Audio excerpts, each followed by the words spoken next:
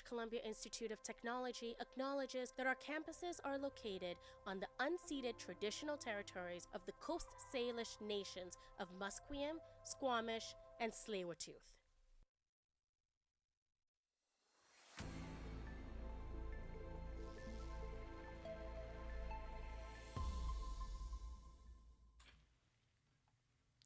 Good morning, Crow listeners. This is Sandro Vargas coming to you live with your 11 a.m. news updates. RCMP in Langley, BC have made an arrest in conjunction with a hot pursuit chase of a stolen semi-truck. Officers say they noticed the truck was operating with mismatched license plates on Wednesday night, and around 4 hours later, they attempted to pull over the vehicle. The semi reportedly rammed a police cruiser as a result before speeding off. A kilometers-long chase ensued, with the truck speeding through multiple residential neighborhoods as the police tried to put a halt to the vehicle with tire deflation devices. Police say the pursuit ended up on Highway 17 before landing in the Bridgeview area of Surrey, where what was called a final reckless maneuver saw the truck drive into a dock area with around a dozen people and crash into the Fraser River. Mounties say a man emerged from the truck and was promptly arrested. The 40-year-old remains in custody, with police asking anyone with information to come forward. Tourism in Vancouver may be slightly different this year due to the ongoing tensions between the U.S. and Canada. How will this affect Vancouver's tourism sector this summer? Our reporter Isabella Vertone digs deeper into the story. Janine Kingwell is the store owner of Ukama Art Gallery on Granville Island in Vancouver. She has concerns over the recent tariffs and tensions between the U.S. and Canada and how that will affect her business moving forward.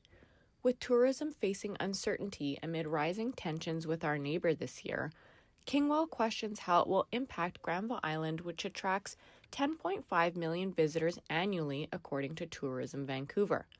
As the summer is soon to kick off here in Vancouver, locals will find out if this year will be different tourist-wise than previous. Isabella Vertone, BCIT News.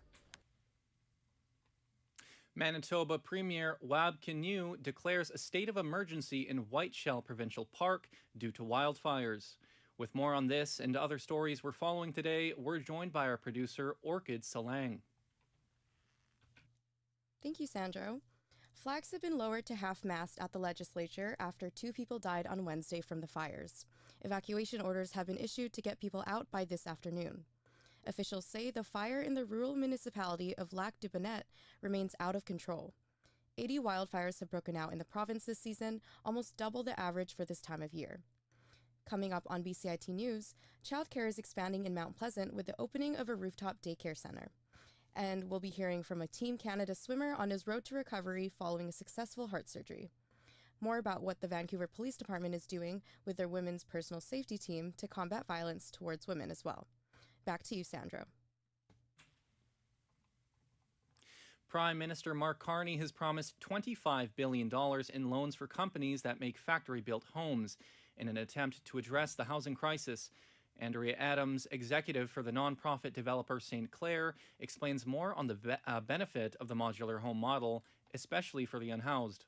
What it offers is a dignified way to live that is a vast improvement on living in a tent or on a shelter floor or under a bridge. Trump announces the U.S. and Iran have sort of agreed on the terms for a nuclear deal.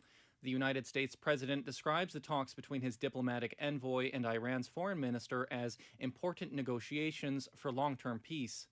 As the talks continue, Trump has reiterated that military action against Iran's nuclear facilities is not out of the question should things derail.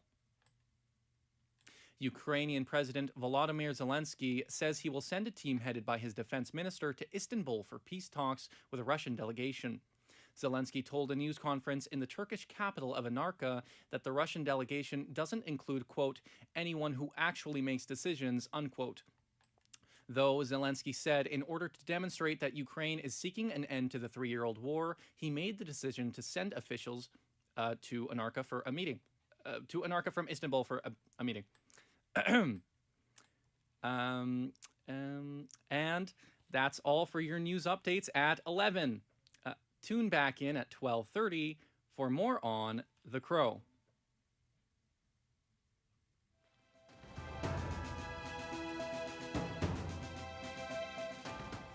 Stay tuned for more on BCIT's 1680 The Crow.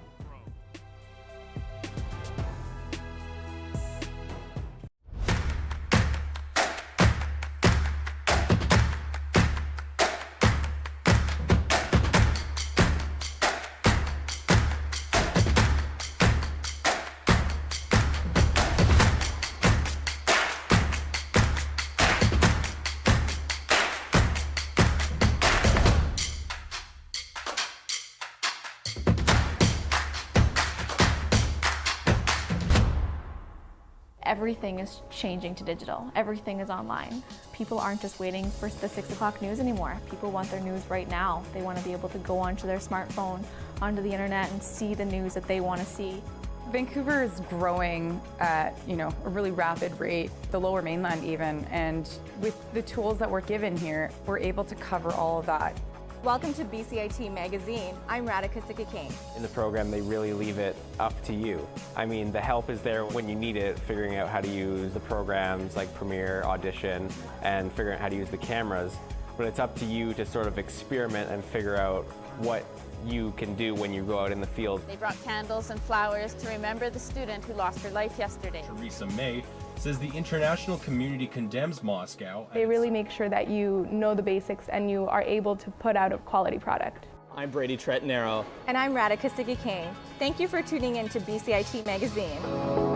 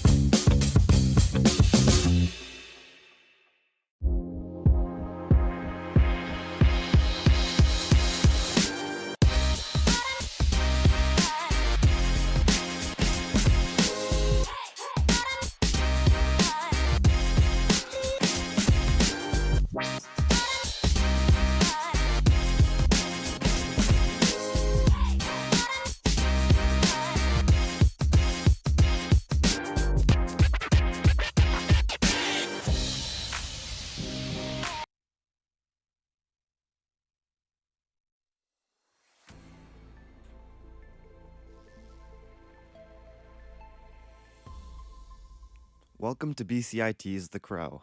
I'm Braden Coombs, and here's your 11:10 sports headlines. We start off with hockey. Canucks General Manager Patrick Allvin and President Jim Rutherford are expected to address the media at 11 a.m. today.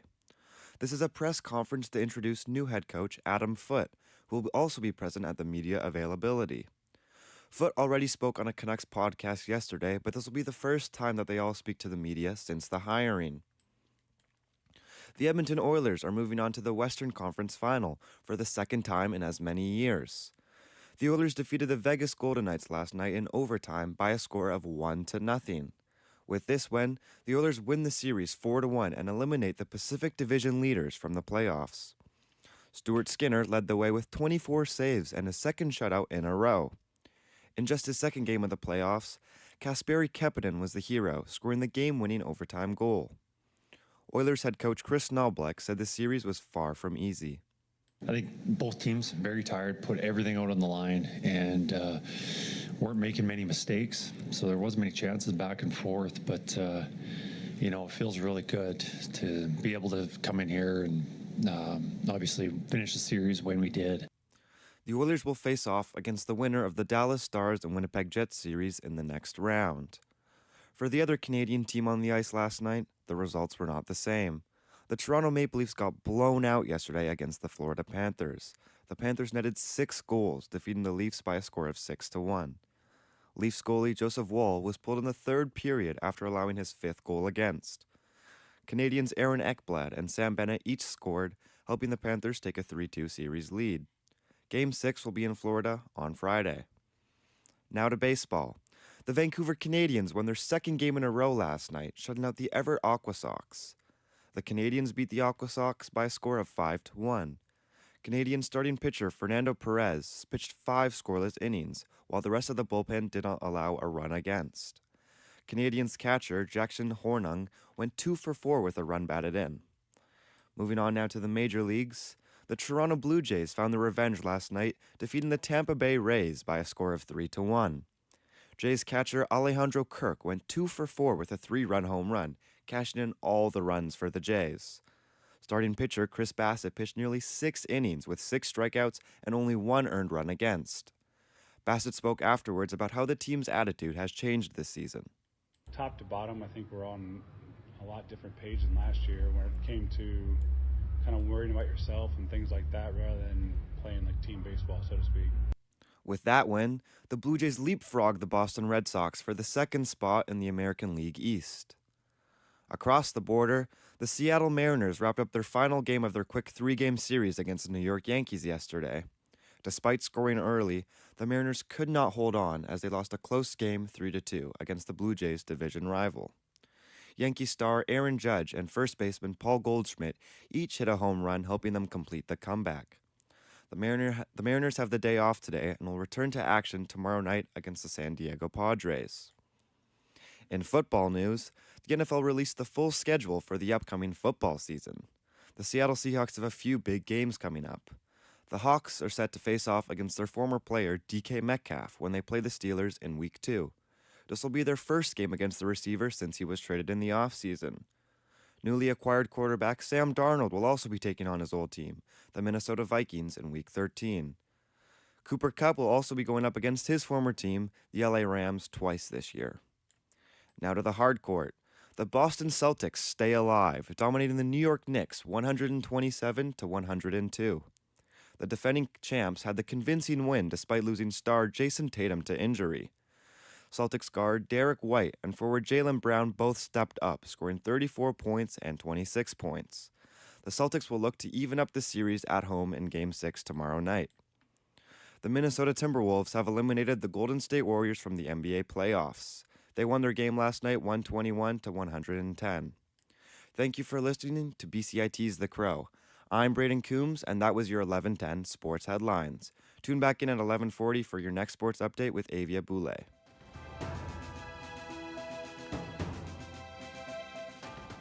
Stay tuned for more on BCIT's 1680 The Crow. This is 1680 The Crow, and you're listening to our feature presentation.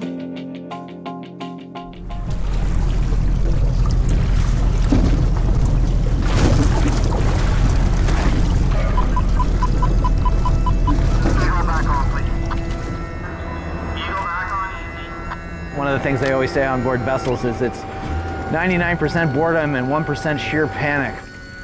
Most things on our coast move by tugboat. If there were no tugboats, everything would just be crashed up on the shore. We here at BCIT News had the opportunity to speak to some of the people who make sure the environment stays pristine and the economy keeps trucking along. Let me introduce the voices you're about to hear from. Spencer Gulliver is the Assistant Manager of C-SPAN's Marine Development and Recruitment. Paul Hilder is the President of the Council of Marine Careers. Kyle Russell is a port captain at C-SPAN, and John Fullerton is a BC Coast pilot. Eagle back on, please. Eagle back on easy. And then back in the 1800s, they called Boundary Passage to Tofino the graveyard of the Pacific. So many ships were lost, and lives were lost, and eventually pilotage became mandatory. You know, a master of a ship that's used to kind of transiting the open seas, anytime they get close to the coast, they get a little nervous. The only reason why we don't have a lot of environmental disasters is because there's an entire industry designed around making sure that people are safe and able to bring in assets in and out of Vancouver. Eagle standing by. Get an Eagle, you can back half, please. There's always a risk. Oil doesn't just dissipate. The crude oil that we're hauling is a very persistent oil. It's not like a gasoline or anything, a refined product that tends to evaporate. So it's going to cause some long-term damage. And that's why it's so important to have these pilots and tugboats out there. We've got some pretty unique waterways on the coast, right? The inside passage here, there's not many places like it in the world. Is there an environmental component? Risk to anything? Yeah, there is. The latest division that we have tugboats from is High Sea, and that's a partnership with the Haisla Nation up in Kitimat. They have 3 fully electric tugs. Those electric tugs were the first in North America to be operational. So the economy of Canada depends on the little tugboat and the Canadian Mariner. I have asked from time to time how much the cargo on board a ship is worth, and you know, it can be up to $100 million. Like it's considerable. And like you say, with the TMX pipeline being complete, the number of tankers coming in and out is unprecedented. It seems like container ships and tankers, oil tankers, are like, they're always on a deadline. It's like everything is on schedule and like go all the time. Eagle, whenever you're in position there. You can't even think. This is how all the prairie's grain is shipped to the world. This is how all of Alberta's oil is shipped to the world. This is how all of the coal is shipped to the world. Vancouver does more shipping out than it does in, which is pretty important for Canadians. And then of course all the containers bringing everything we buy in the stores, it's all coming into Vancouver and then being trained or trucked to wherever it's going in Canada. $200 to $300 billion of trade goes through the Port of Vancouver. And she's moving now. Okay, right on, thanks. Your hand there, Eagle, appreciate it. All right, have a good day, thanks. That's the pilot communicating to the Eagle and the Osprey. Very little moves on this coast without a tug. This is a business that is also really, unfortunately at the moment, dwindling with the population of baby boomers that are all retiring. So currently 1/3 of our workforce can retire in the next 5 years. How do you replace a 40-year veteran on the water with somebody who's still wet behind the ears with a brand new certificate in their hand? That's a difficult thing to try to nothing trumps your experiences out there. A BC Coast pilot here in British Columbia would, anywhere in between Alaska and Washington, get on board a vessel, introduce himself to the captain, sort of discover what the handling characteristics are of the ship, and then safely guide it to its destination anywhere within Canada. Basically, anytime a ship or large vessel goes somewhere which is unfamiliar to the crew, they need someone who's familiar with the area to guide them away from rocks or dangers and work with the prevailing conditions that they're experienced with. So one of the nice things about this industry is it is such a specific niche job that if you're a tug captain, you've got a job for life if you want to stay doing that work, right? It takes so many years of training and development for that skill set. Pulling opposite each other. It's a dance, really, almost, eh? Yep. Yeah, I mean, guys that I was in school with, in my class, are pilots now. Yeah. They're really, I mean, that's like the pinnacle of the West Coast Marine career. I mean, yeah. You know, pilots are a necessity. It's not a luxury. It's not something you know, oh, it's nice to have pilots. Like, you need pilots. The captains of the ships coming in, a lot of them have never been here before. And having never been here before, you don't know what to expect when you get here. I'll just hang tight till you get out of there, and then I'll wrap her up.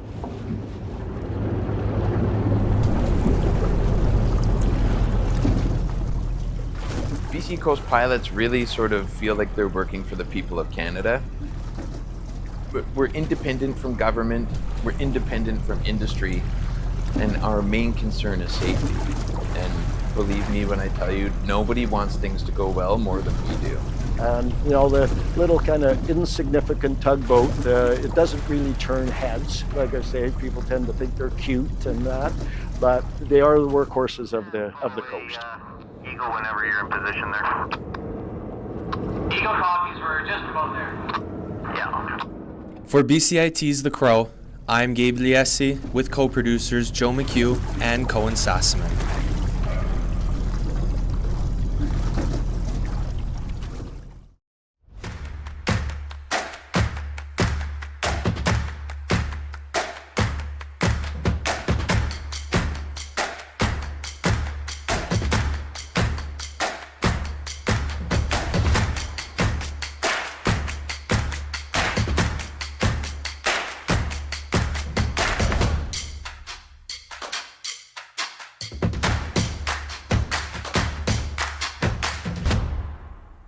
Everything is changing to digital. Everything is online. People aren't just waiting for the 6 o'clock news anymore. People want their news right now. They want to be able to go onto their smartphone, onto the internet, and see the news that they want to see.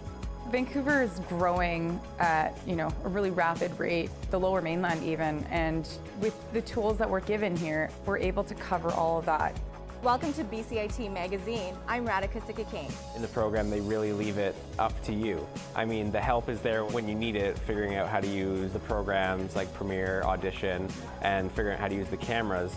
But it's up to you to sort of experiment and figure out what you can do when you go out in the field. They brought candles and flowers to remember the student who lost her life yesterday. Theresa May says the international community condemns Moscow. They really make sure that you know the basics and you are able to put out a quality product. I'm Brady Tretanero. And I'm Radhika Sikki-King. Thank you for tuning in to BCIT Magazine.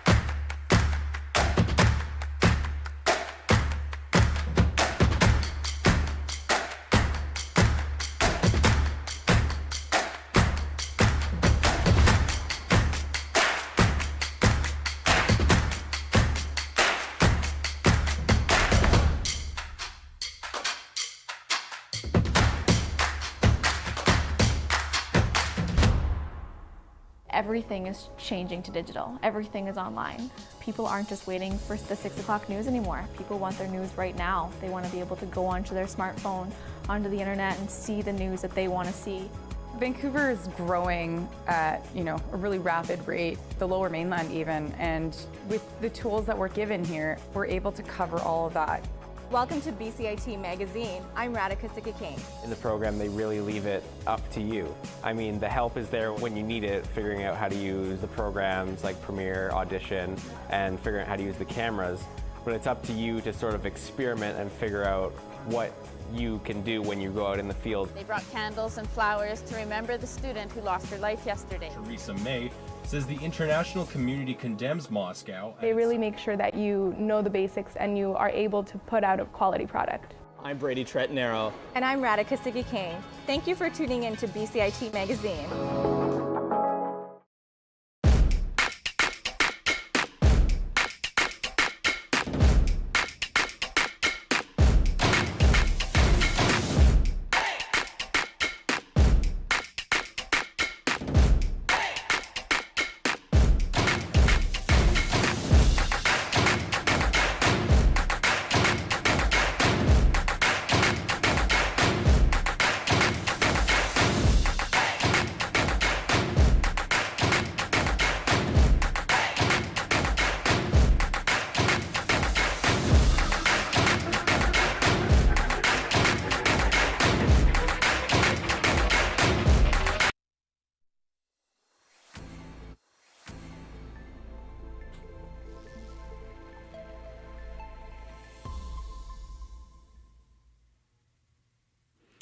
Hello, I'm Jeannie Lin, back with your 11:30 news update.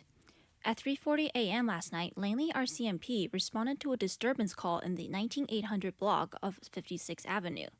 Officers located 2 stabbing victims who were immediately transported to nearby hospitals after receiving first aid. A 33-year-old man was arrested and is now in police custody.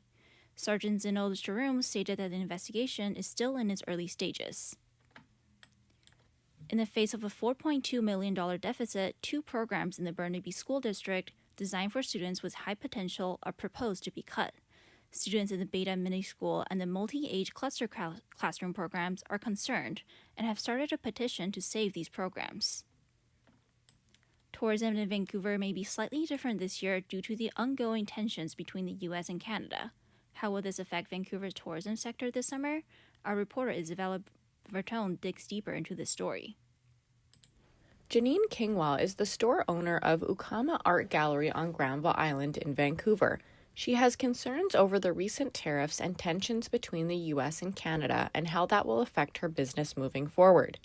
With tourism facing uncertainty amid rising tensions with our neighbor this year, Kingwell questions how it will impact Granville Island, which attracts 10.5 million visitors annually, according to Tourism Vancouver. As the summer is soon to kick off here in Vancouver, locals will find out if this year will be different tourist-wise than previous. Isabella Vertone, BCIT News. The Canadian Real Estate Association says home sales in April fell 9.8% compared with the same month last year. Korea says tariff-related uncertainty is continuing to keep buyers on the sidelines, similar to how high interest rates chilled demand during the second half of 2022 and much of 2023 before the Bank of Canada began cutting. The actual national average sale price of a home sold in April fell 3.9% from a year ago to roughly $680,000. Last month, the association slashed its forecast for home sales activity this year, saying total transactions would likely be on par with 2024. Michelle Zedekian, The Canadian Press. In the U.S., more than 1,000 Starbucks baristas at 75 stores are striking over the company's new dress code. The new dress code mandated by Starbucks requires baristas to wear a black shirt and either khaki, black, or blue denim bottoms. As it was before, the employees could wear a broader range of dark colors and patterned shirts. Starbucks says the new rules would make its green apron stand out and create a sense of familiarity for customers as it tries to establish a warmer, more welcoming feeling in its stores. But the Workers' United Union says the dress code should be subject to bargaining. Dave Packer, ABC News. Cassie Ventura's cross-examination began this morning. on the fourth day of racketeering and sex trafficking trials against Sean Diddy Combs.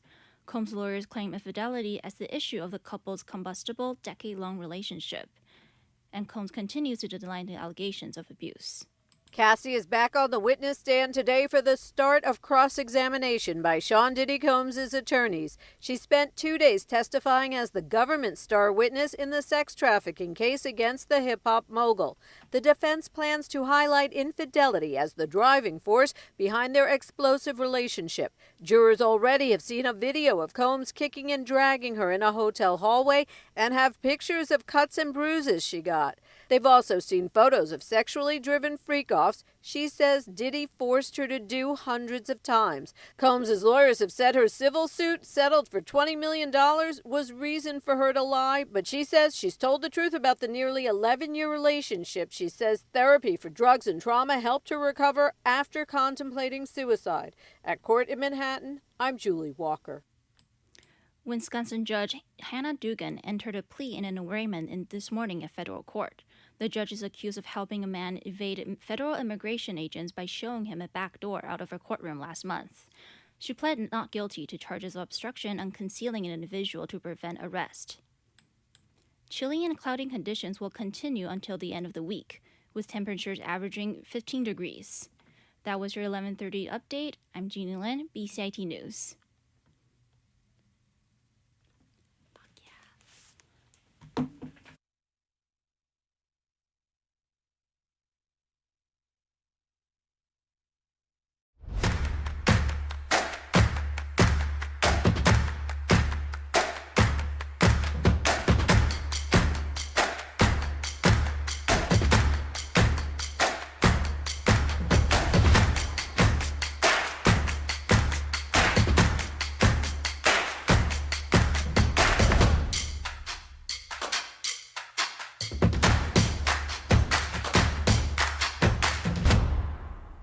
Everything is changing to digital. Everything is online.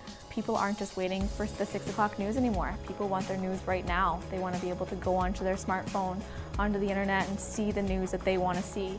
Vancouver is growing at, a really rapid rate, the Lower Mainland even, and with the tools that we're given here, we're able to cover all of that.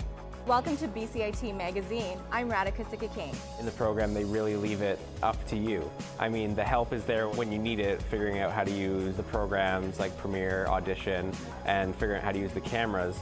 But it's up to you to sort of experiment and figure out what you can do when you go out in the field. They brought candles and flowers to remember the student who lost her life yesterday. Theresa May says the international community condemns Moscow. They really make sure that you know the basics and you are able to put out a quality product. I'm Brady Tretanero. And I'm Radhika Sikki-King.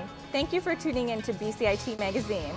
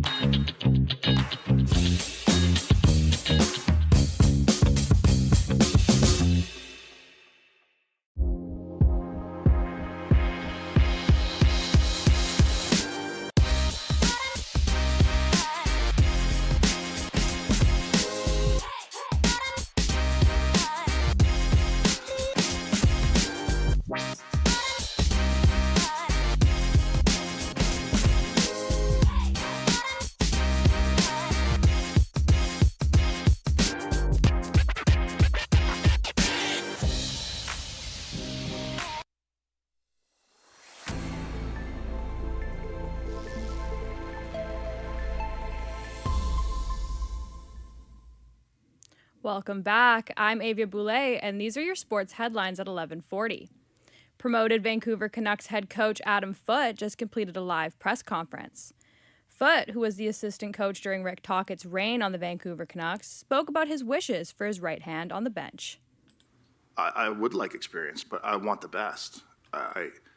If I and our staff believes that the guy that we want is the best and the best for our situation and works with me well, that's who I want to go with. And whether he's got 5 years, 3 years, or 15, in a perfect world, yeah, we want an experienced coach with us, and that would be the ideal thing. But I'm confident enough who we choose, and we've got a few guys in mind. It'll be a great fit. The Oilers are headed back to the Western Conference Finals. Edmonton edged the Vegas Golden Knights 1-0 in overtime last night to win the best-of-7 second-round series 4-1. Captain Connor McDavid says he knows it's not the result many were expecting. It's nice to keep on rolling, keep on proving people wrong. We got a lot of belief in this room. It's fun to be part of. The Western Conference will put the Oilers against the winner of the second-round series between the Winnipeg Jets and the Dallas Stars. Dallas currently leads the series 3-1, with Game 5 set to go in Winnipeg tonight. The Maple Leafs head south for their season hanging in the balance. Toronto trails its second-round playoff series 3-2 to the Florida Panthers, heading into Game 6 tomorrow following last night's disastrous 6-1 home defeat. Leafs head coach Craig Burnaby says it's important to his team to turn the page facing elimination.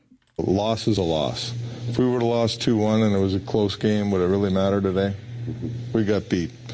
I've been in this situation before. A loss is a loss. Important news for international football. A group of international lawyers filed a formal complaint to FIFA, claiming the soccer body is failing to uphold its human rights policy with the 2034 World Cup hosted in Saudi Arabia. The filings used FIFA's online portal for grievance reporting. Amongst the lawyers in the group, including a former FIFA anti-corruption advisor. The lawsuit claims were not compliant on human rights ahead of picking Saudi Arabia in December without a rival bidder. Boxing great Manny Pacquiao is coming out of retirement to fight Mario Barrios for the WBC welterweight crown in July. Pacquiao's team made the announcement on Thursday, just hours after he conceded defeat in a bid for another seat in the Philippine Senate. The press statement says his comeback aligns with the scheduled induction into the International Boxing Hall of Fame in June. It is not clear if the fight at Las Vegas venue will be decided is a one-off for the 46-year-old Pacquiao is coming out of a 4-year retirement to box full-time. NFL owners consider Revolution allowing players to participate in flag football at the Olympics. NFL owners will discuss a proposal to allow players under contract to participate in flag football when the sport makes its Olympic debut in 2028 in Los Angeles. The league released a proposed resolution on the issue that will be considered next week by the owners at the spring meeting in Minnesota. That global growth, now we can offer the sport to everyone, both male, female, just been tremendous. And it's just the beginning. If the resolution is approved by at least 24 of the 32 owners, the league would be allowed to negotiate with NFL Players Association and the Olympic officials at the national governing bodies on the specifics of letting NFL players participate. The NFL released a full lineup for their upcoming 2025 seasons. Teams release schedule videos to promote their upcoming games. The Indianapolis Colts deleted their Minecraft promo video due to exceeding Minecraft rights and an intensive clip of Miami Dolphins wide receiver Tyreek Hill. Hill did respond to the statement in response by saying they should have kept it up. It was funny. Those were your sports headlines at 11:40. I'm Avia Boulay, and you're listening to BCIT's The Crow.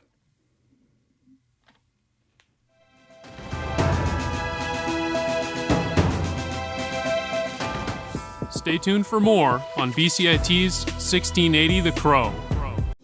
This is 1680 The Crow, and you're listening to our feature presentation.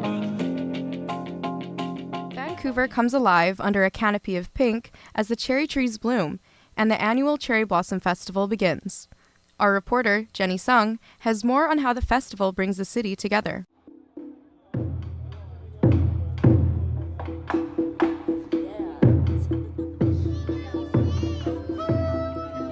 Soft pink petals drift through the air as Vancouver's iconic cherry blossoms transform the city into a living work of art. And the Cherry Blossom Festival isn't just a celebration of nature. It's a stage that community builder Linda Poole created for artists, musicians, and performers to share their work with the community. The idea came about from her 13 years living abroad. Well, I was far away in a place called Haiti. And I got to know the Japanese ambassador, and he told me about sakura festivals. And I'm from Alberta. I love the cherry blossoms here that we didn't have in Alberta. And I thought, wow, whenever I get back to Vancouver, I'm going to try and start a cherry blossom festival for my city. So that's what I did 20 years ago.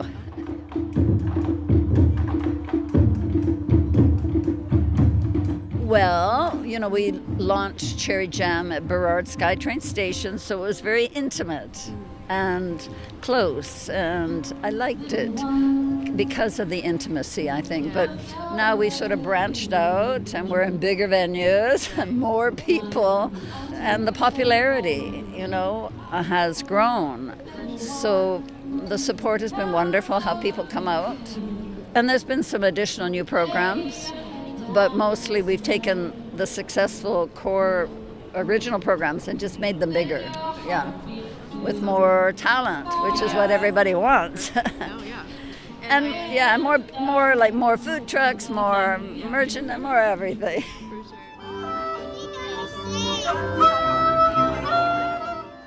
Because after our winters that are just rain and everything looks dead, when the cherry blossom comes, we all come alive. And so it really is a unifying community event, more than any other cultural event in the city. And the opportunities for more talent, because we've got so much talent, but we need more opportunities to showcase them. So I think we can be a good contributor to that. One artist the festival has highlighted is a Japanese artist, Kaori Kasai, also known as Sleepless Cow. Here is the David Lam Park, and we are doing Cherry Blossom Festival and the big picnics. In Japan, we call Hanami, as under the cherry blossom, we put the picnic mat and the atmosphere, and get together, people get together, and we have a big picnic party, that kind of thing. So that's the theme. And I also selling my art here. I'm Sleepless Cow, that's the artist name. I'm an illustrator, originally from Japan. I create the cards, prints, bags, and other things. I also collaborate illustration to different community art projects. I think it's the third year for me. But I also play sanshin, that's Okinawan banjo, on the stage.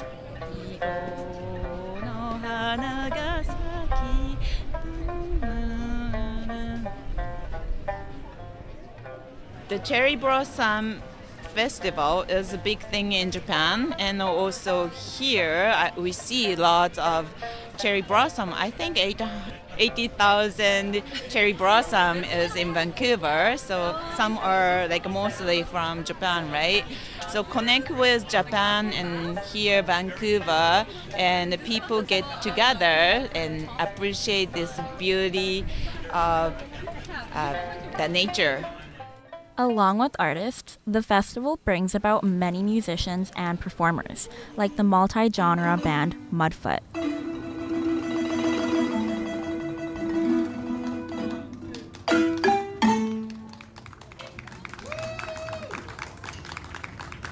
Thank you so much. Hello, how you all doing? So that song was an original composition called Circus Jerk Chicken. Today we just have Kai on the soprano marimba and Sangeeto gonna play the tenor marimba.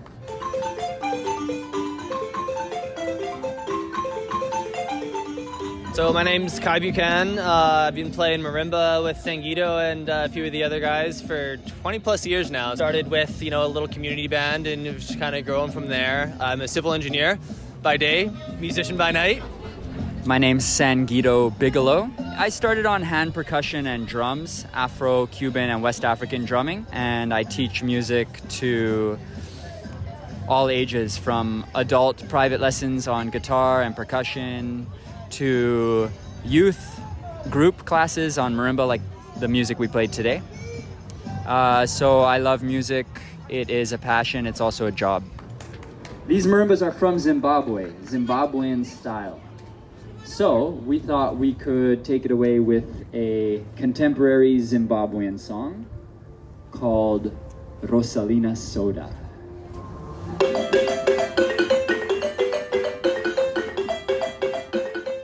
Last year, Vixen, who organized this event, she contacted me. I played here with Chris, another member of our band, and it was a lot like today, just jamming out. And super fun, community vibes, beautiful cherry blossom vibes.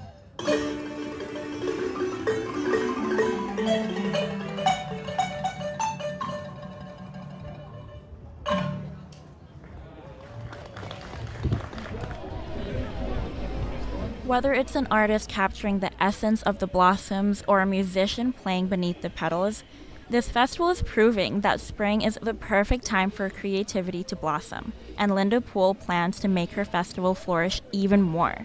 Well, now we've got momentum, and we're going to make it bigger and bigger so that it's a bigger international attraction. Vancouver's been first to enjoy it, but now more and more people are coming from the winter provinces, from the U.S., and from Europe even. Yeah. Oh, that's really cool. So we're going to grow it. Yeah. For BCIT's The Crow, I'm Jenny Sung with my co-producers Orchid Solang and Clara Lanto.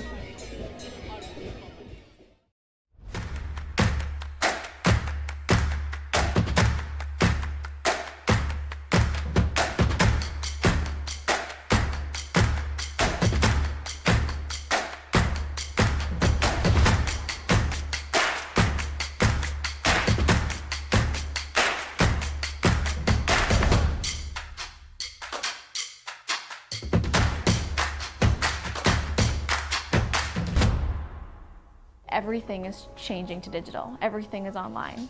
People aren't just waiting for the 6 o'clock news anymore. People want their news right now. They want to be able to go onto their smartphone, onto the internet, and see the news that they want to see. Vancouver is growing at a really rapid rate, the Lower Mainland even, and with the tools that we're given here, we're able to cover all of that. Welcome to BCIT Magazine. I'm Radhika Sikakane. In the program, they really leave it up to you. The help is there when you need it, figuring out how to use the programs like Premiere, Audition, and figuring out how to use the cameras. But it's up to you to sort of experiment and figure out what you can do when you go out in the field. They brought candles and flowers to remember the student who lost her life yesterday. Teresa May says the international community condemns Moscow. They really make sure that you know the basics and you are able to put out a quality product. I'm Brady Tretnero. And I'm Radhika Sikakane. Thank you for tuning in to BCIT Magazine.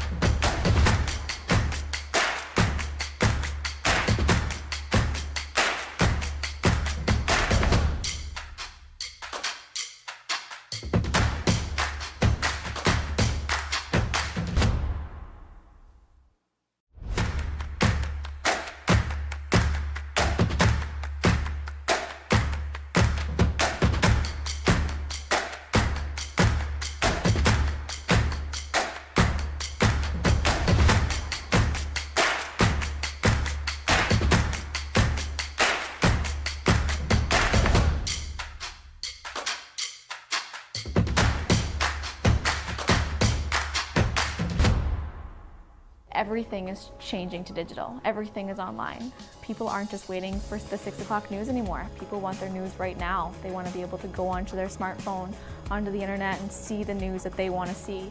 Vancouver is growing at, a really rapid rate, the Lower Mainland even, and with the tools that we're given here, we're able to cover all of that. Welcome to BCIT Magazine. I'm Radhika King. In the program, they really leave it up to you. I mean, the help is there when you need it, figuring out how to use the programs like Premiere, Audition, and figuring out how to use the cameras. But it's up to you to sort of experiment and figure out what you can do when you go out in the field. They brought candles and flowers to remember the student who lost her life yesterday. Theresa May says the international community condemns Moscow. They really make sure that you know the basics and you are able to put out a quality product. I'm Brady Tretanero. And I'm Radhika King. Thank you for tuning in to BCIT Magazine.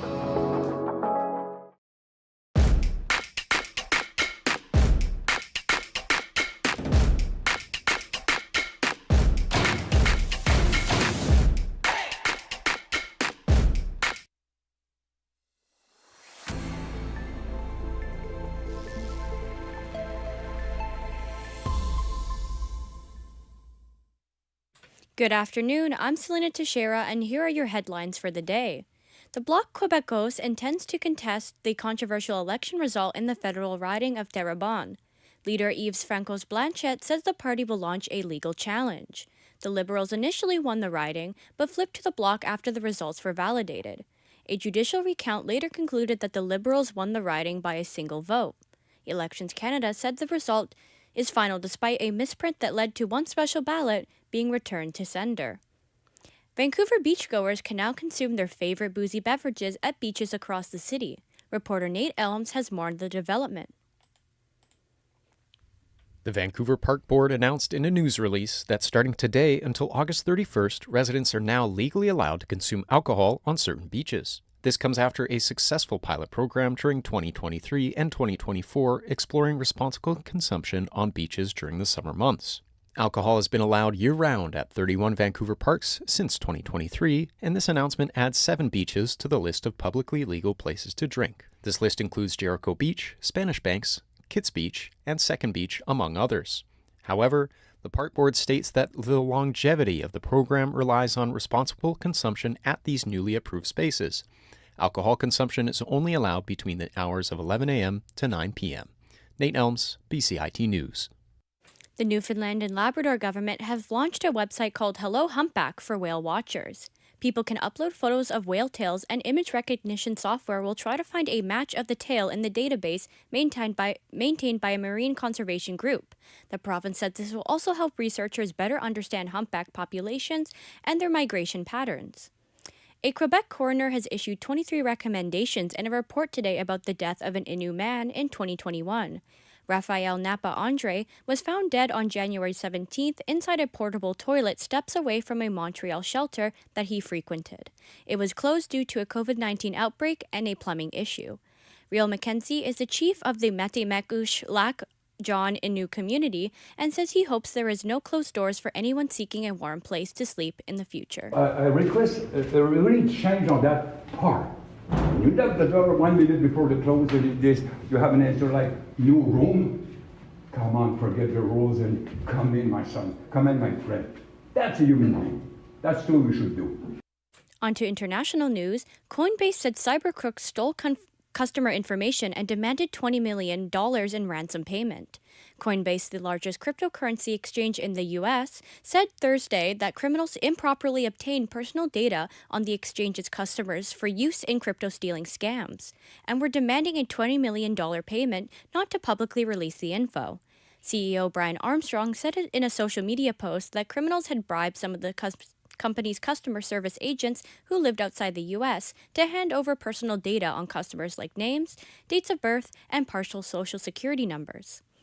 The U.S. Supreme Court heard oral arguments today over the way the federal courts have handled challenges to President Donald Trump's executive order on birthright citizenship. The argument was less focused on the citizenship order as on the power of federal judges to block it. Administration lawyer John Sauer said courts have too often overstepped. This is a bipartisan problem. But liberal Justice Sonia Sotomayor questioned his premise. If that's true, that means even the Supreme Court doesn't have that power. The court's most conservative members appeared sympathetic to the notion that nationwide injunctions should be reined in, but they also aired concerns that could lead to more class action lawsuits filed in more places. Justice Samuel Alito. The practical problem would not be solved. Stephen Portnoy, ABC News, Washington. President Donald Trump's sweeping new import taxes and responding retaliation from some targeted countries have piled up in recent months. Because companies that buy products made abroad pay the tariffs imposed on them, higher costs are typically passed on to consumers. Walmart, Barbie maker Mattel, and others like Microsoft's Xbox have recently announced or anticipate price hikes in ongoing trade wars. Our weather update for the afternoon, it is currently 12 degrees outside with rain starting soon until late this evening. And that was your news for 12 o'clock. I'm Selena Teixeira, and you're listening to BCIT's The Crow.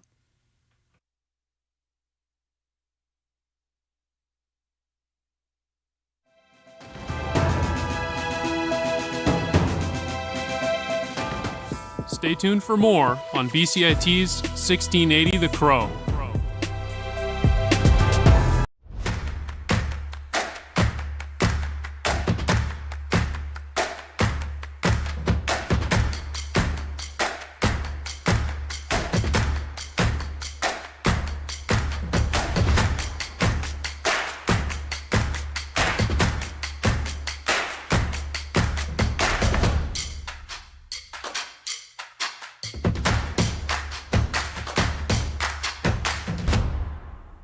Everything is changing to digital. Everything is online.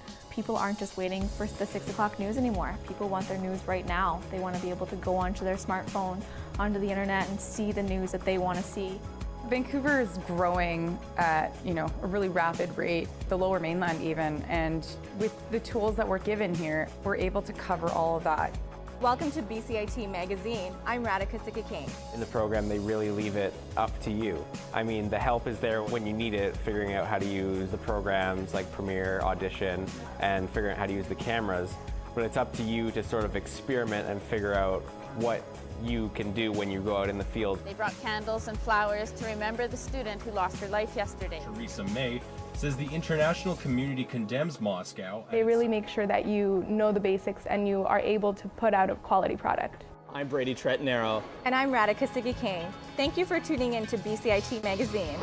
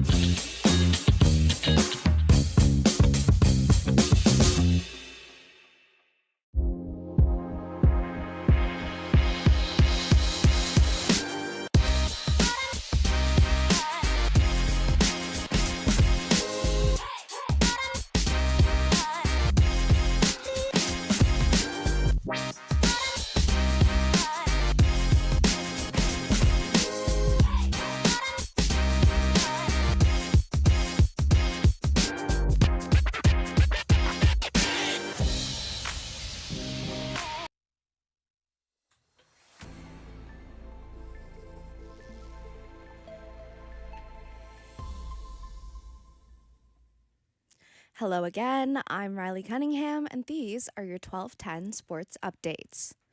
Adam Foote spoke to the media today on the heels of his promotion to head coach of the Vancouver Canucks. Foote said he's eager to move on from the drama of last season and turn the page.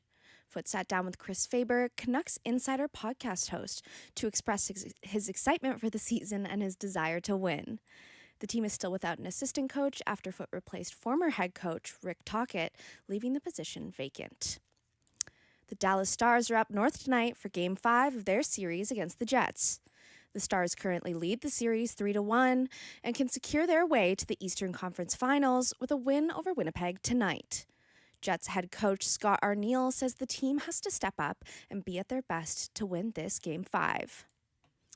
The Edmonton Oilers have once again punched their ticket to the Western Conference Finals after a 1-0 win over the Vegas Golden Knights. The Oilers were leading their series against Vegas 3-1 going into Wednesday's game. With a shutout from Stuart Skinner and an overtime goal from Kasperi Kapanen, Edmonton officially ended the Golden Knights' playoff run. Vegas head coach Bruce Cassidy says the game was hard-fought by both teams. Listen, I liked our game. I thought we competed hard physically. We wanted to win puck battles. We wanted to take care of the puck. We knew we couldn't give up any easy goals. That's going to take away some of your offensive risk part, but it's getting inside, getting second chances. It was tough for both teams, and they got one at the end. The Oilers will face the winner of the Jet-Stars series in the third round of the Stanley Cup playoffs. The Toronto Maple Leafs had a poor showing last night on home ice, losing Game 5 of their series against the Florida Panthers 6-1. Heading into Game 5, the series was tied 2-2, and the reigning Stanley Cup champions from the Sunshine State were eager for a win. Nick Robertson scored the lone goal for the Leafs. Head coach Craig Berube says the team didn't show up. It's hard to explain it. We all got to be better, myself included. You can't start the game that way. That's a big thing for me. Game 6 is set for Friday night in Florida, giving the Panthers a chance to head back to the Eastern Conference Finals for their shot at a back-to-back championship title. Alejandro Kirk scored big for the Jays last night with a 3-run homer, leading the team to a 3-1 victory over the Tampa Bay Rays. The catcher is back in the lineup after an injury in Seattle on Sunday took him out. Kirk was accidentally struck in the head by a bat. Chris Bassett, starting pitcher for the Jays, said the rules around backswings are too lax and the league needs better enforcement to protect catchers. I'm pretty adamant when I say it probably should be a rule change where if the hitter does that to a catcher, I think they should automatically be out. And then you're just quickly going to change a swing where you just cannot have, a bat is a weapon. You can't be out of control. If you're out of control, you're out. Fix it. You can't have guys get hit in the head. The Jays will face the Rays again this afternoon in Toronto. The Minnesota Timberwolves have done it again. The team will be heading back to the Western Conference Finals after a 121-110 victory over the Golden State Warriors on Wednesday. The back-to-back playoff runs are a franchise first for Minnesota, who will face the victor of the Oklahoma City-Denver series. The Thunder and the Nuggets face off tonight, with OKC leading the series 3-2. The Celtics are still in it, eking out a win over the New York Knicks Wednesday night. With a 3-1 series lead heading into the game, the Knicks had an opportunity to advance to the conference finals with a win yesterday. Instead, Boston forced a Game 6, and the two teams will continue to compete for the chance to advance. Game 6 will take place Friday night at the legendary Madison Square Garden. One man is swimming 62 miles in 8-degree water for the upcoming 50th anniversary of Jaws. Lewis Pugh is a 55-year-old swimmer who plans to become the first person to swim around Martha's Vineyard, an island off the coast of Massachusetts. Pugh says he'll be attempting the daunting feat to try and change the public's negative perception of sharks that the film influenced. Those were your 12:10 sports headlines. Stay tuned for more in sports with Braden Coombs. Stay tuned for more on BCIT's 1680 The Crow. This is 1680 The Crow, and you're listening to our feature presentation. In 2007, Doreen Carter's life changed when she met Darlene McCann, who, along with a group of passionate women, helped Doreen get through her recovery process. This group of passionate women runs Soroptimist, a non-profit organization that supports marginalized women in our society. Gabby Rui has the story. Brenda, I found it. Hey, let's go.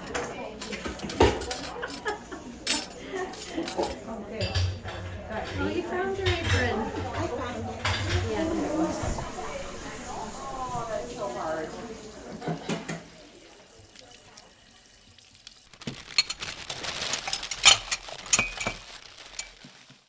Bee's Closet and Warm Place for Women are two programs that operate under the non-profit organization Soroptimist Tri-Cities. Darlene McCann is one of the co-chairs of Bee's Closet. We started back 10 years ago last October. We used to volunteer at a recovery house, and we friended a lady in the recovery house who was moving out into her own place. And we completely furnished her place for her with bedding, furniture, gave her food, everything. And we thought, if we could do it for one person, why can't we do it for more? One woman came to us through a referral source. She had just gotten out of St. Paul's Hospital, and she told us the only reason she was alive was because her husband thought her heart was on the right side. He took a machete to her, and she had to go through rehabilitation to be able to learn how to use her arms and everything again. It was horrible. With the cost of housing in the Lower Mainland right now, almost every cent they get is going to rent. So they have no money to buy the household items, and they can get pretty much everything that they need for the household. The trolley, when we finish an order, is absolutely full of stuff. They don't need to go shop for anything, which is wonderful. Mugs wrapped up here. Do you have a box for dishes or?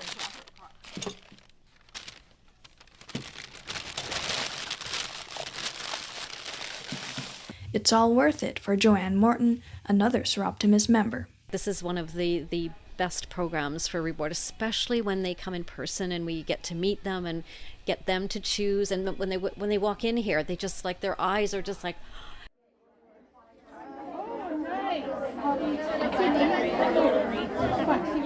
Janice Wharton, co-chair of the program Warm Place for Women, talks to us about what they do. Every month, we provide a warm meal in a local kitchen, and we have pretty close to 100 ladies and children that will come the first Thursday of every month, and we provide them with a nice meal.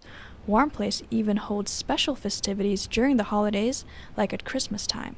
This time, we do have somebody that volunteers to be Santa. And then what we also do at Christmas time, and we ask all the people in our club, all the ladies, is to give us nice lady things. So we have a separate little room off to the side, and we have all of those things and a couple of volunteers with wrapping paper and ribbon and cards, so the children can then go in and choose a present for their mother.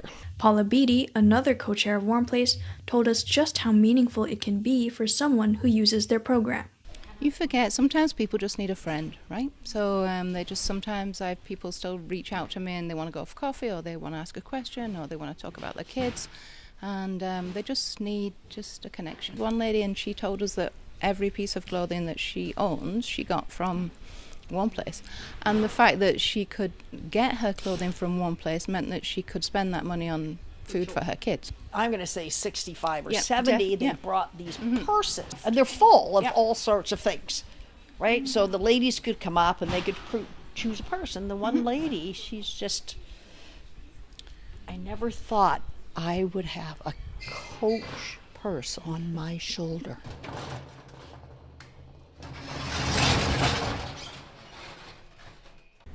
We got to attend a meal where Doreen Carter shared her story with us.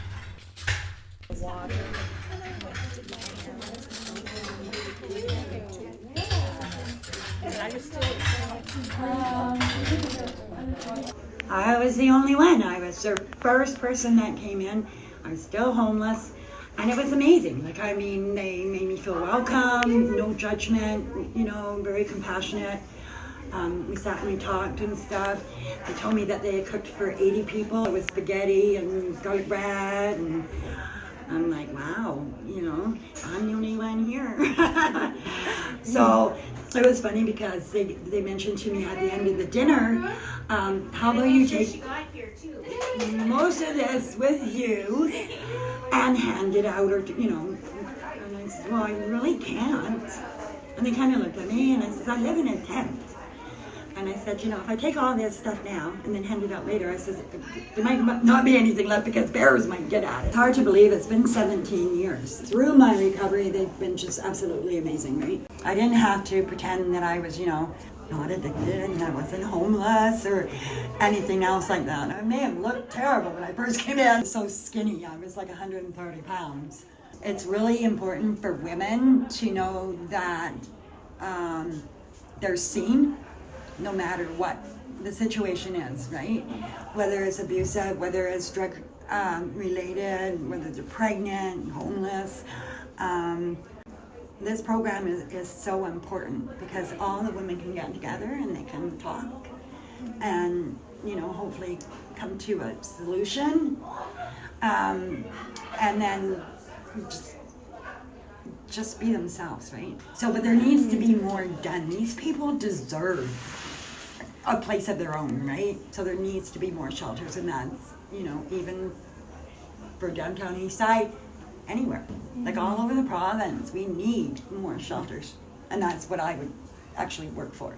I would think that in order to get some more support and everything is to write letters. Like, get the community to write letters. An issue that Sir Optimus faces right now is the lack of funding. They must rely on our municipal governments for help.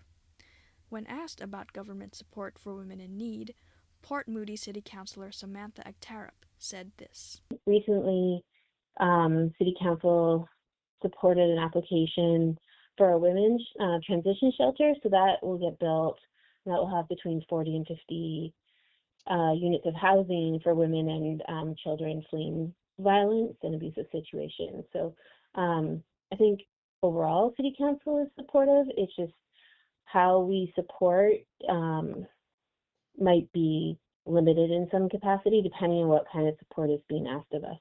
Yeah, so the way it works now in terms of funding, we have a grant cycle, and it's the grant applications go in and we have a small budget. I think it's about $20,000 set aside to fund local nonprofits, and the grants, like the support for new immigrants or women fleeing violence, or even just finding housing or training, it seems to be somewhat financially constraining, let's say. A report from Stats Canada showed that in 2023, over 78% of victims of intimate partner violence were women. Vulnerable women, especially those further marginalized by factors such as class and race, rely on resources that organizations, such as Sir Optimus, provides. It is clear that more supports are needed to help people just like Doreen and the other women who use programs like Sir Optimus. For BCIT's The Crow, I am Gabby Roy with co-producers Jeannie Lynn and Keone Mo.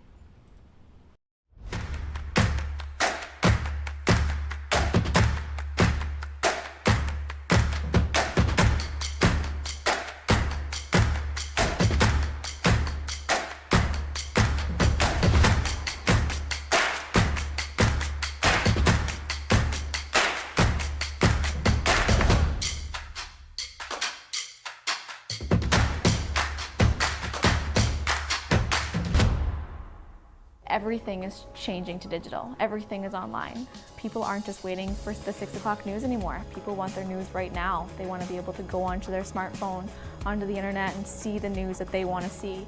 Vancouver is growing at, a really rapid rate, the Lower Mainland even, and with the tools that we're given here, we're able to cover all of that. Welcome to BCIT Magazine. I'm Radhika Sikakane. In the program, they really leave it up to you. I mean, the help is there when you need it, figuring out how to use the programs like Premiere, Audition, and figuring out how to use the cameras. But it's up to you to sort of experiment and figure out what you can do when you go out in the field. They brought candles and flowers to remember the student who lost her life yesterday. Theresa May says the international community condemns Moscow. They really make sure that you know the basics and you are able to put out a quality product. I'm Brady Tretnero. And I'm Radhika Sikakane. Thank you for tuning in to BCIT Magazine.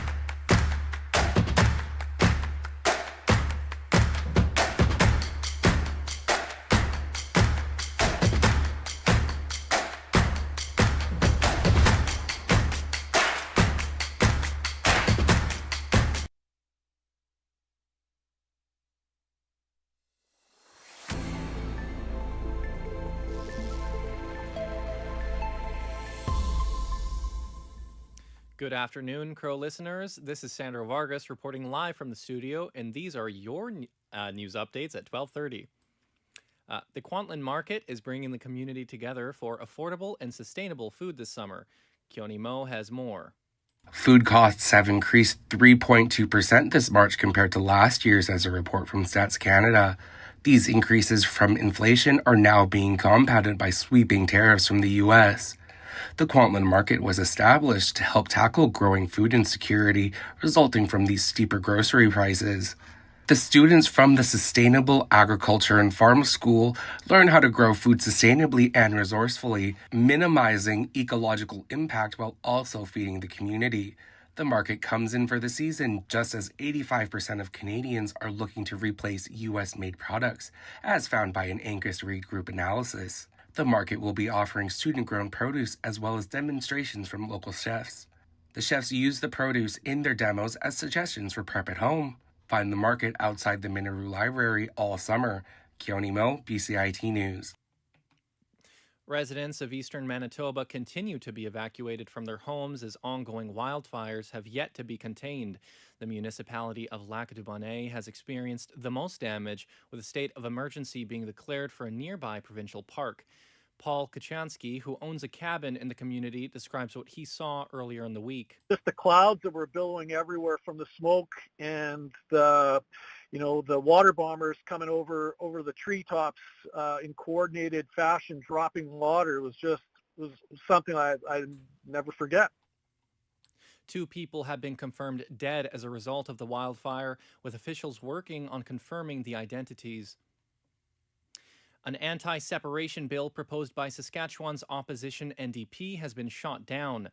Premier Scott Moe's Saskatchewan Party government denied the legislation from going to vote on the final day of the legislative session. NDP leader Carla Beck says passing the bill would have quelled concerns of separation in the province. We have the embers of separatism flaring up in this province. We see it nearly in full flames next door in Alberta. Scott Moe is holding a big bucket of water right now. He could douse those flames, make it clear today. But instead, he seems to be more interested in placating those who want to burn the house down. The legislation had proposed to double the petition threshold required for the public to start a vote for separation, from 30% to 15%. Rock climber Anton Selleck gives an update on his condition following the 400-foot drop that took the lives of 3 of his companions. The incident happened off the cliffside of a Washington mountain in the U.S. Despite having suffered heavy injuries at the time of the incident, Selleck managed to call for help at a payphone after being left unconscious for hours. My face is very well beaten, hands and my ribs. I can hardly breathe like the ribs. But I feel okay. I don't need emergency. Trump announces the U.S. and Iran have sort of agreed on the terms for a nuclear deal. The United States president describes the talks between his diplomatic envoy and Iran's foreign minister as important negotiations for long-term peace. As the talks continue, Trump has reiterated that military action against Iran's nuclear facilities is not out of the question should things derail. A hospital in southern Gaza reports 54 people have been killed from overnight airstrikes in the city of Khan Yunis. Meanwhile, another airstrike in the north of the Palestinian territory left more than a dozen people dead. The strike comes as U.S. President Donald Trump visits the Middle East, coming to Gulf states but leaving out Israel. It was initially thought the president's visit could potentially usher in a ceasefire or the renewal of humanitarian aid to Gaza. And now we switch to your weather. We've got mild to light rain from the afternoon to the end of today and an average temperature of 9 degrees throughout. Expect the rest of the week to look cloudy with showers up until Sunday, where we get a break of sun, a slight chance for mild rain, and an average of 14 degrees. And that's a wrap for your news updates. This has been Sandro Vargas on The Crow.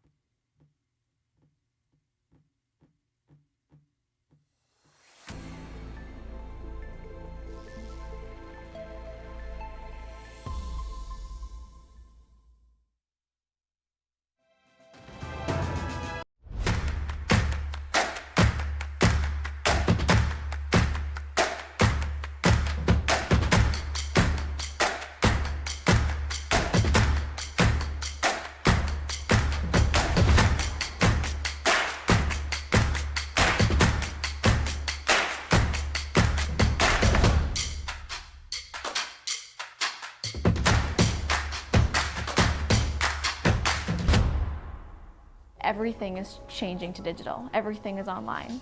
People aren't just waiting for the 6 o'clock news anymore. People want their news right now. They want to be able to go onto their smartphone, onto the internet, and see the news that they want to see. Vancouver is growing at, a really rapid rate, the Lower Mainland even, and with the tools that we're given here, we're able to cover all of that. Welcome to BCIT Magazine. I'm Radhika Sikakane. In the program, they really leave it up to you. I mean, the help is there when you need it, figuring out how to use the programs like Premiere, Audition, and figuring out how to use the cameras.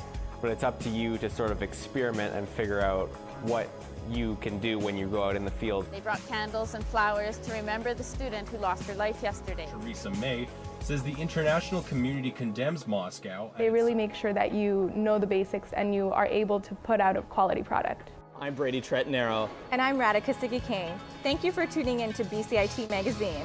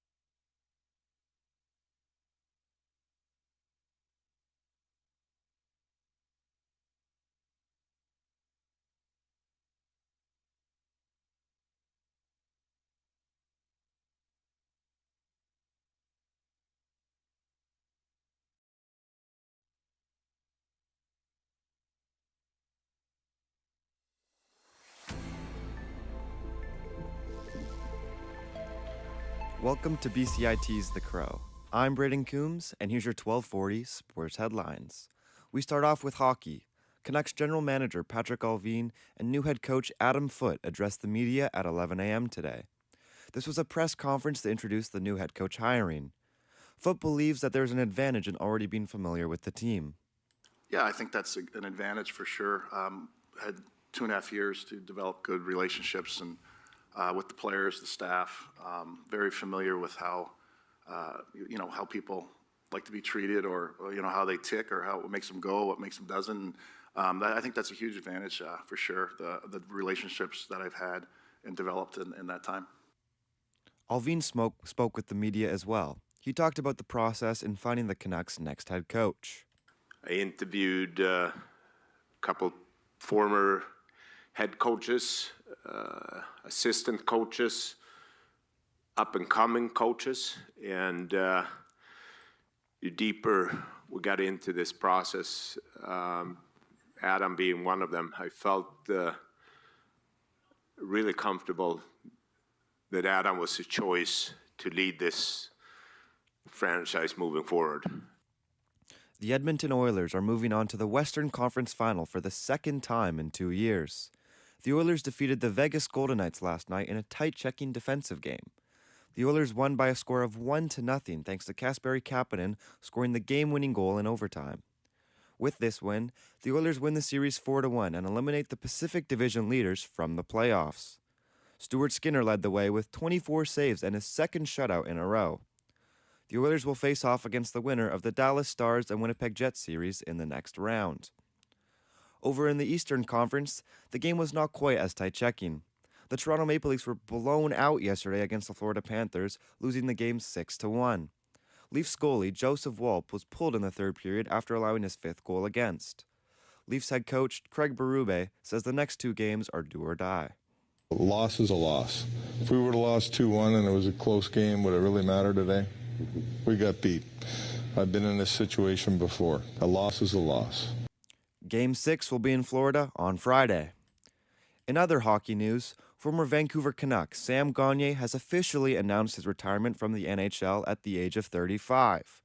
Gagner played over 1,000 career NHL games. 2 of those seasons were with the Vancouver Canucks from 2017 to 2019, where he scored 34 points for the franchise.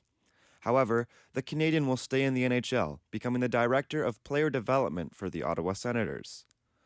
Now in baseball, the Toronto Blue Jays game against the Tampa Bay Rays is officially underway. They are currently down 2-0 thanks to a 2-run home run from Rays second baseman Brandon Lowe.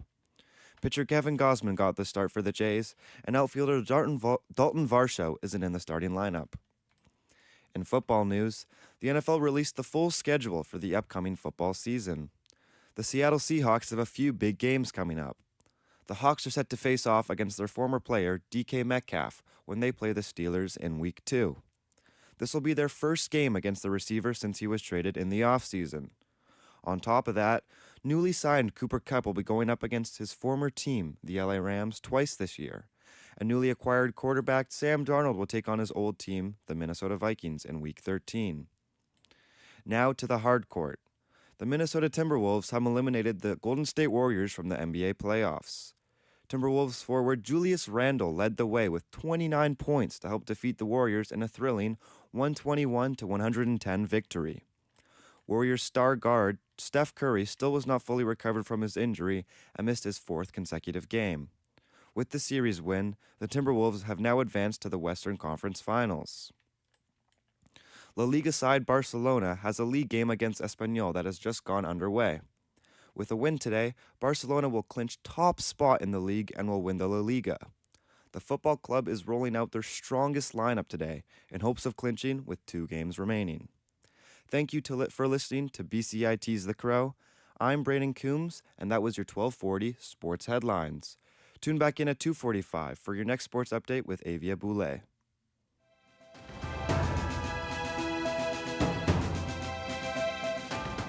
Stay tuned for more on BCIT's 1680 The Crow.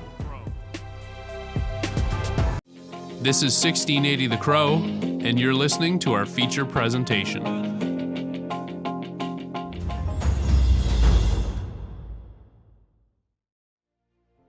Ice hockey, Canada's national winter sport. 500,000 young Canadians take to their local rinks as their parents cheer on from the bleachers above. many of those children dream of one day playing the game they love professionally. What they may not know is for their dreams to come to fruition, their skates will be digging into an ice surface far from home, with their parents cheering them on from afar. This is my third year away actually now, so the past 2 years I spent at a prep school in Ontario. The first year I started here was 2021-22 season. And then moved my way onwards to the Lethbridge Hurricanes at 18. I was 17, so I was a bit, I wasn't as mature as I am now today.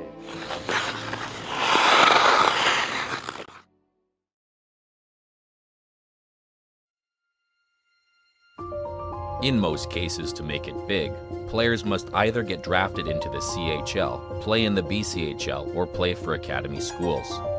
Typically, these leagues lead to players having to live away from home and their families.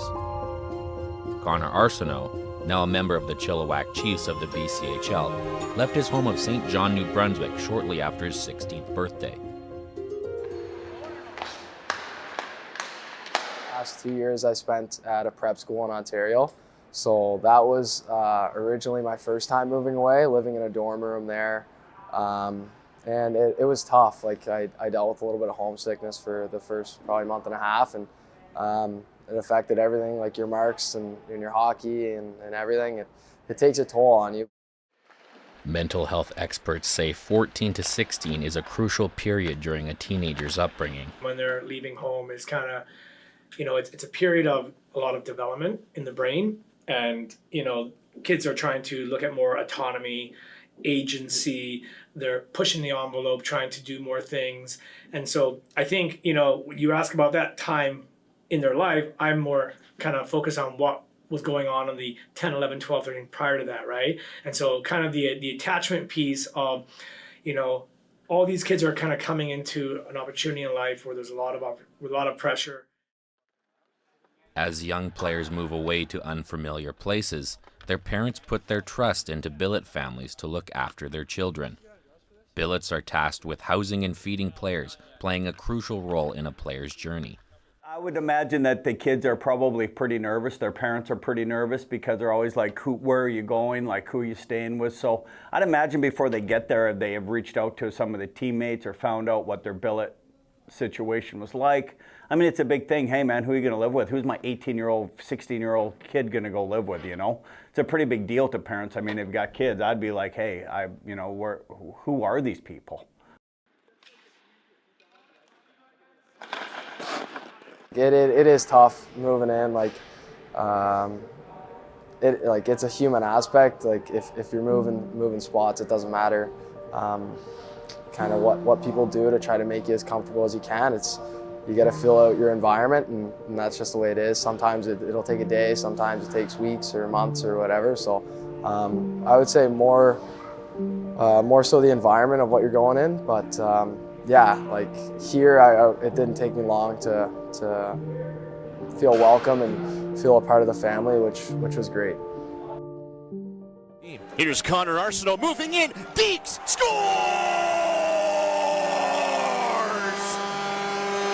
Great goal, Connor Arsenault! Establishing how to best interact with the new members of their home goes a long way into building trust in a billet household. Everybody has different levels of communication, and you're having another kind of like youth in your house that you may have parented, but every child needs to be parented differently, right? And you handle them all uniquely different. Sometimes food can be a great way to kind of bridge relationships and to really have that kind of, breaking bread together and what are their kind of pregame meals and really trying to make them feel at home and comfortable. Dinner time at our house, and I think the boys would agree, pretty entertaining, pretty fun, right? I think that's important for us, and we all make an effort to sit down at the table. Dinner's at 6 o'clock. Dinner's at 6, and we're all sitting down talking about our day. And joining the trio at the dinner table is another billeted player. Some billet brothers that I've had in the past that I wasn't so close to, and obviously some that I am really close to, and I'd say Connor I'm pretty close to him, even though he came in December. I feel like we've already grown a pretty good relationship. Other say males or boys in the house, it's a bit of a mentorship role. And I think, it's easier for them to be more kind of like boys will be boys, and they can be more relaxed and natural in those environments. Mateo's been with us for 3 years, which is really cool. It's the longest time we've had someone with us. We often go through change throughout the season, and last season was the first year that we didn't have anybody traded. So having Mateo for 3 years has been really cool. Yeah. And one of our first players always used to say that it was part of the package, so that now that he was in our lives, he was, he was part of the package. So Mateo now has us for the rest of his life. It obviously helps when you have outgoing people like my billets are now. And also my first year I was by myself. So that was kind of a bit of, my first year I was 17, so I was a bit, I wasn't as mature as I am now today, but I mean, obviously helping or living with other teammates too really helps, and I think that really brings a comfort level to me. And obviously the billets at the end of the day, they're taking strangers in, like pretty much strangers, they don't know who they are, and they're opening their homes to us. So, that just goes to show how caring and those type of people are, so I can't appreciate them enough for that. Billet families provide crucial support for the players they care for.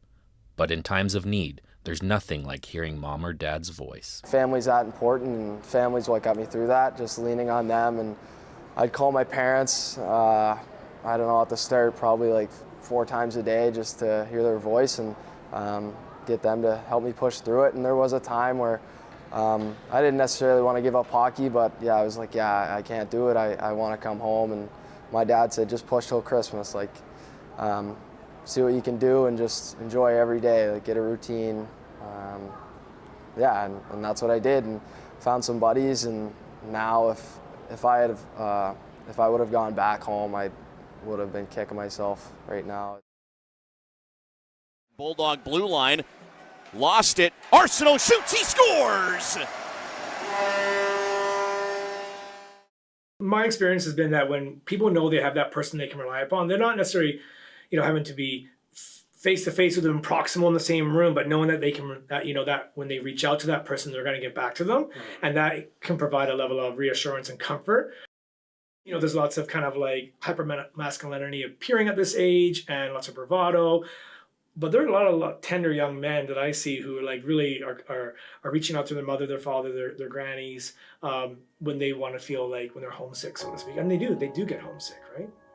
Having the reassurance of family from afar means the world to the players, but it's not quite the same as seeing your loved ones in person.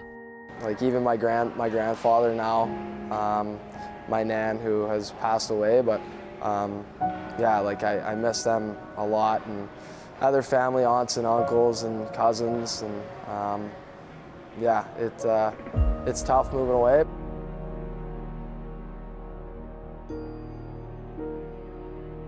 Many billet households become players' physical secure base while they're away from their immediate family. After building a strong bond and a home away from home, saying goodbye weighs on billet parents. Well, personally, it's very hard. It's really, it's hard to explain, but as soon as the boys come, they grab onto your heart, and they're part of the family. So you go through a grieving period, and it's challenging. Welcoming new players in, our first year, we had a boy get traded. And I said, I'm never doing this again. It's just too hard. And Corey's like, we're not doing it. It's fine. And then we made the decision to keep going. And I'm so glad we did, because look at how many other players we've got to meet and families. The system's not going to change. Young boys and girls are going to go away at young ages. It's just a part of growing up as an athlete. And it's really about bending but not breaking, right? Just kind of riding it out. It hit a body in front. Mushimansky is going to get the assist, but it's Connor Arsenault. Like many before him, Arsenault may have bent, but he refused to break. He's shown resilience and wherewithal while chasing his dream. learning what matters to him more than anything. I mean, every time they're out here, you really cherish your time, and moving away from home has kind of taught me that. That family, I always knew that it mattered, but I didn't really understand the meaning of it, and moving away has definitely taught me that.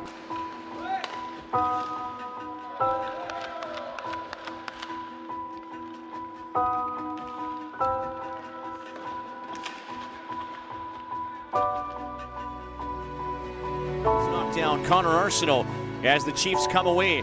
They want to make a change here, so it's just Arsenault and Van Ooyen for the moment below the goal line, centered in front. Comes back to the blue line. Sirachi for Arsenault, fires, scores!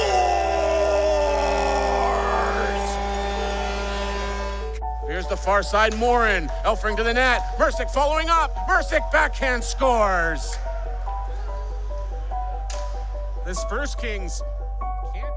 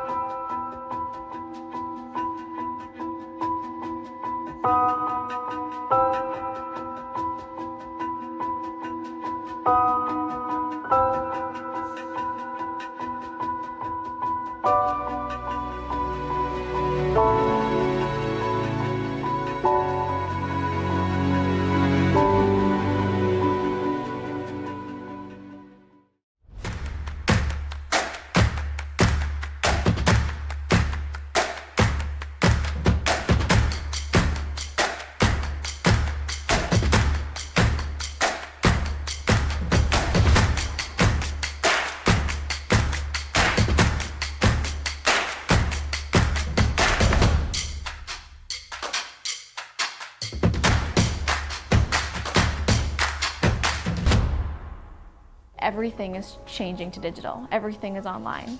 People aren't just waiting for the 6 o'clock news anymore. People want their news right now. They want to be able to go onto their smartphone, onto the internet, and see the news that they want to see.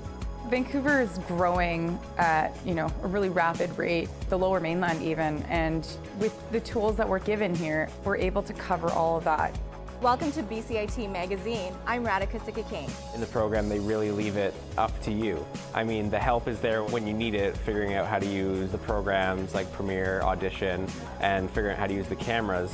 But it's up to you to sort of experiment and figure out what you can do when you go out in the field. They brought candles and flowers to remember the student who lost her life yesterday. Theresa May says the international community condemns Moscow. They really make sure that you know the basics and you are able to put out a quality product. I'm Brady Tretnero. And I'm Radhika Sikka-King. Thank you.